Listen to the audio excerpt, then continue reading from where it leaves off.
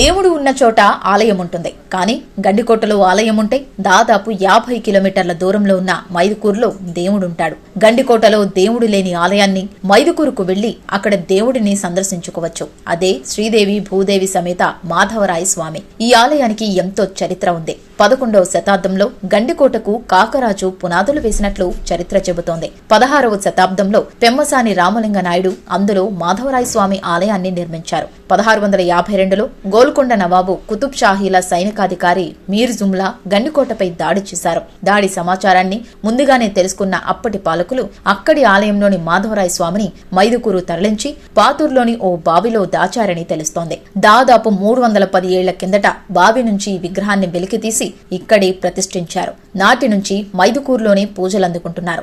ఈ ఆలయానికి మరో చరిత్ర కూడా ఉంది. నవాబుల కాలంలో హిందువుల ఆలయాలపై విధ్వంసం చేసే క్రమంలో ఆలయంలో హింసను ప్రేరేపించడంతో పాటు నానా రకాలుగా హింసించి సర్వం దోపిడీ చేసి ఆలయ ద్వారాలు పగలకొట్టేందుకు ప్రయత్నించారని చరిత్రకారులు చెబుతున్నారు. ఈ దారుణాలను శ్రీ లక్ష్మీ మాధవరాయ స్వామి చూడలేక గర్భగుడి వెనుక భాగమున రంధ్రం చేసుకుని ఆ రంధ్రం గుండా బయటికి వచ్చి మాండవ్య క్షేత్రమైన మైదుకూరులోని ఒక సెలిమెలో వెలిశారట.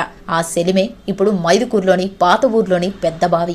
ఈ సొరంగ మార్గం గండికోట దుర్గం నుంచి మైదుకూరు పెద్దబావి వరకు ఇప్పటికీ ఉంటుంది. ధనుర్మాసంలో స్వామివారికి పెద్దబావి నీళ్లతో అభిషేకం చేయించి భక్తులు కూడా ఈ బావి నీటితో స్నానం చేసి శ్రీ మాధవరాయ స్వామిని ఉత్తర ద్వారం ద్వారా దర్శనం చేసుకుంటూ ఉండేవారట. మైదుకూరులోని ప్రజలకు కోరుకున్న కోరికలు తీరుస్తూ సంతానం లేని వారికి సంతానం కలుగచేస్తూ శ్రీ లక్ష్మీ మాధవరాయ స్వామి భక్తులను కాపాడుతున్నారట. మాధవరాయ స్వామి ఆలయంలోని ఉత్సవ విగ్రహాలు దొంగతనానికి గురయ్యాయి.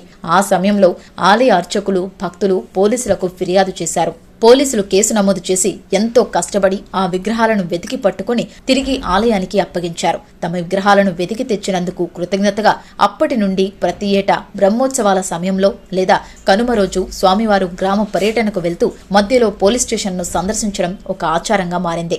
స్వామివారు పోలీస్ స్టేషన్ వద్దకు రాగానే పోలీసులు యూనిఫామ్ ధరించి స్వామివారికి అధికారికంగా గౌరవ వందనం సమర్పిస్తారు.